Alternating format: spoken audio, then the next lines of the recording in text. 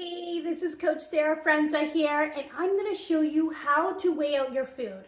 If you have never weighed out your food before, I'm going to show you this really simple and easy way that you can do this so that you can be really efficient at weighing out your food. So I'm going to turn my camera around. I'm going to show you on the scale exactly what's going on. And if you have any questions, please feel free to reach out to your coach, but this should make your weighing experience super, super easy and efficient. Okay, so we've got the food scale here, and what I'm gonna do is I'm gonna take the plate and I'm gonna put it on the food scale. And the first thing that I'm gonna do, you should first of all figure out which unit you're gonna be using. I don't want millimeters or milliliters. I don't want ounces. We are gonna be weighing always in grams. So I'm set at grams over there. Next, the thing that I'm gonna do is I'm gonna hit the zero or tare function.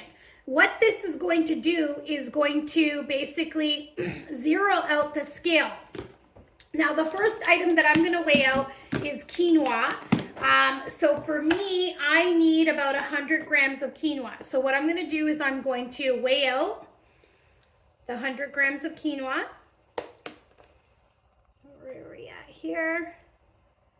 Okay, so we're at 106, we're just a little bit over. So we're at 97 now. All right, we're close to 100 grams of quinoa. Now, the next thing that I'm gonna be weighing out is I made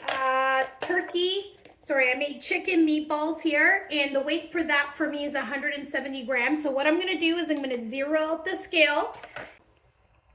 So now I'm gonna weigh out the 170 grams of chicken. We're at 142.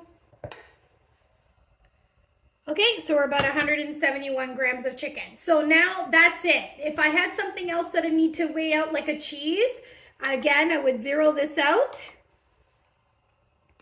Click zero, and let's just say I needed to weigh out some cheese. Then I would add cheese to there, or let's just say the next item I wanted to add out, I know this is weird, but let's just say it was fruit. Then what I would do is zero that out and start weighing out my fruit, okay, your next item. Okay, I hope that makes sense. The other thing I'm gonna show you is a little trick that you could do for things like peanut butter. So I'm gonna show you that trick next. Okay, next I've got almond butter.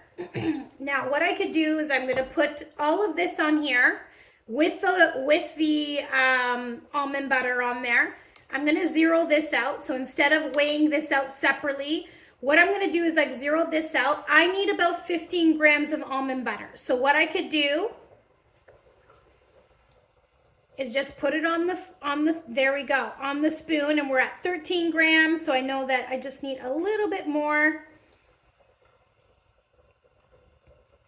Close enough. We're at 16 grams there. There we go. We're at 15 grams.